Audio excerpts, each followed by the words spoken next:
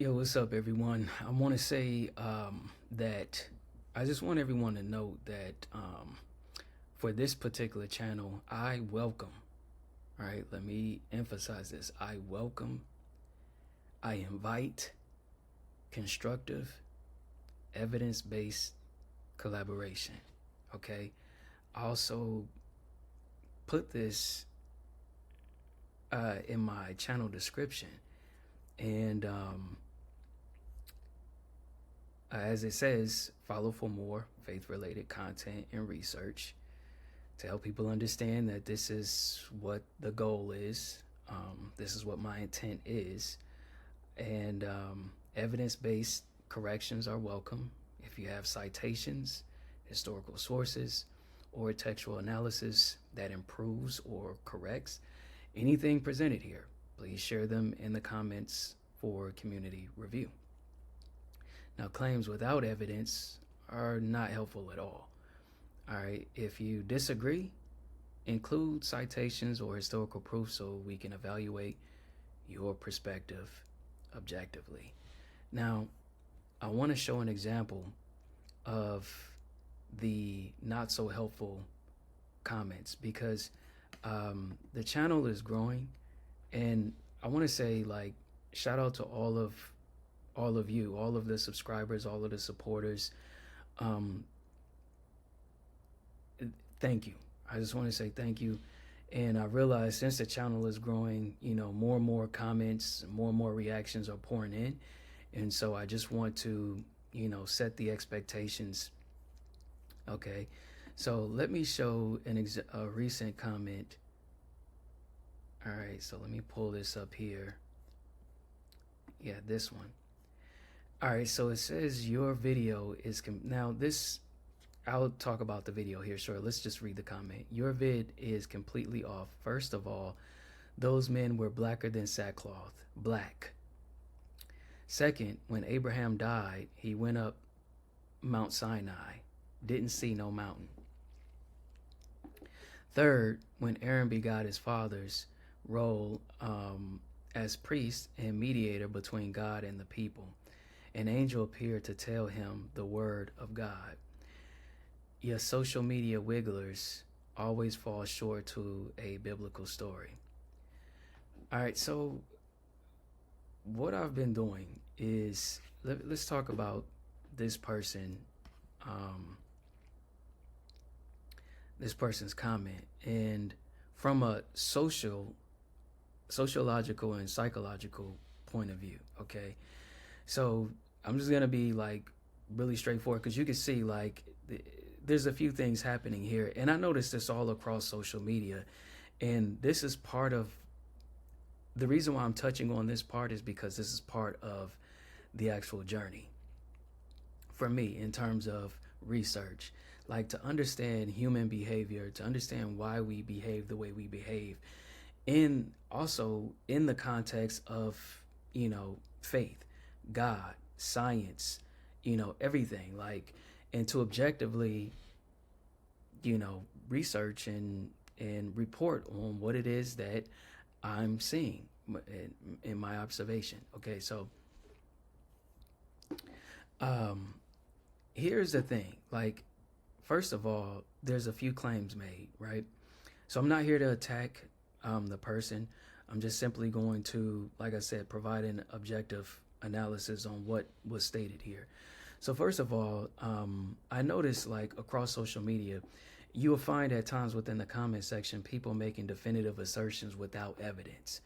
And this is what's happening here. Okay, there was no evidence provided, no sources cited, no references provided whatsoever. So statements like those men were blacker than sackcloth, Abraham went up Mount Sinai, an angel appeared, these were delivered as absolute facts, but with zero citations, no references, no explanation of the source. Okay, and psychologically, this reflects what scholars call epistemic overconfidence, identity protective cognition, and cognitive closure. So, for example, believing one's internal conclusions are self-validating.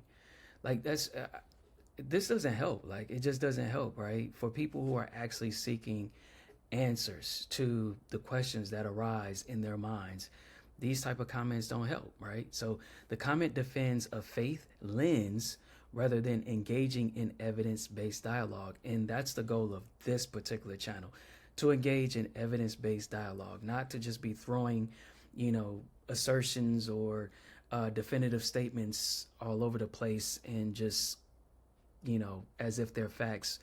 But again, this is an example of the desire for definitive answer without tolerance for ambiguity. And I noticed that after the statement, this person shifted from the argument to identity attacks. And I see this happening a lot on social media. So the statement, your social media wigglers always fall short. So this is labeling. So reduces the person to a category. The attacks, this is like an attack. They're attacking the person, not the content, and like basically asserting religious superiority or moral ranking. Look, people have the right to do whatever it is they want to do. There's consequences, obviously, to whatever our decisions or actions are. But from a sociology perspective, this is a boundary maintenance behavior, like keeping one's in-group pure by dismissing outsiders. Okay, so now the other thing is failure to check context, right? My channel specifies like this is faith based content and research. All right, so but the commenter didn't appear to read my description whatsoever, right? Based on the comment statements made here in their comment, assumed hostility or incompetence, and responded with correction, not in the form of help, but as an attack rather than collaboration. This is like I said, this is very common. Like I see this from commenters across social media. Many commenters project their assumptions instead of reading context. And what is the context? Isn't that the entire channel? Like, check out my videos, see what I'm discussing.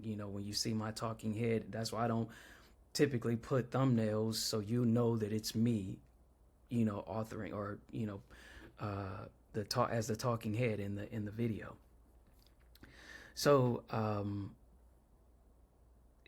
I just wanted to touch on this, and hopefully everyone who decides to continue to support, if you decide, like if you want to volunteer and help out, if you see something, you somehow later, it doesn't matter when, if you decide, just drop it in the comment where you found the perceived error or flaw or inaccuracy, whatever the case may be. Drop it in the comment along with the proposed correction, as well as include the sources, references, and so forth, so we can review it objectively together, like collaborate and do it together. Because here's the thing, what this person is, some people may not even realize they're doing this.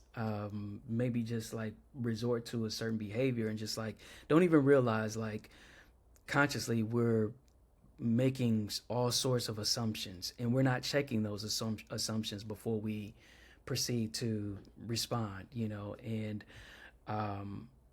what I want to say in closing is, if you think about this in terms of faith, like globally, all the claims about who has the correct faith or which faith is the correct faith and who has the actual truth, who knows the actual truth. If you think about the religious texts in and of themselves, right? There's so many claims. Now, how do we prove that this is in fact true without being an actual witness there? These are legitimate questions, right? And people will say,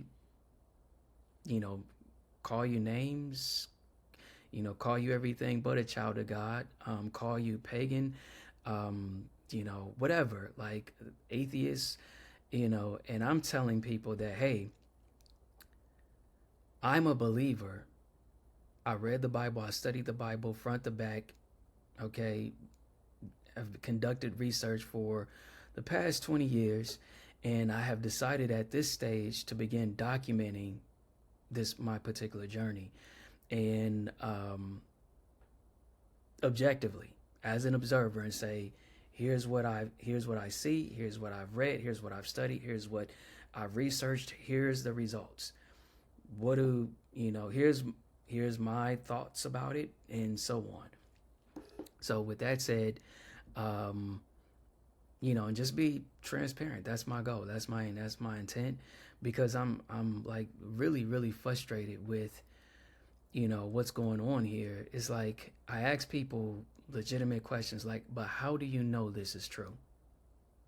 If you ask me what I believe, yes, I believe there's a God. I believe there's a God. I believe Jesus is the Son of God. If you ask me if I know if that's true or not, that's an entirely different story, and my answer is no, I do not know. So both could be true. If your claim is, well, I don't believe that he is the Son of God, okay. I don't have any argument. I'm not here to attack or defend such perceptions. Okay, that's not my aim. My aim, my intent is to research and continue to research and hope find the answers, if the answers can be made available, to us. I also recognize that some questions that arise may never be answered ever or in my lifetime. And I'm okay with that. Like, I've accepted that as the reality.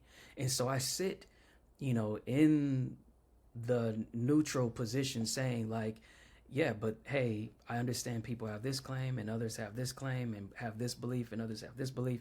And I'm not here to attack or defend. I'm saying, if you ask me, I don't have evidence to prove or disprove certain claims. And I'm going to keep it that way and stay neutral until I have the evidence to support whatever, my beliefs or claims, or whatever claims are made from other people. So I just wanted to drop that, this video. So hopefully you guys find that helpful. And that's it from me. Till next video, I'm out.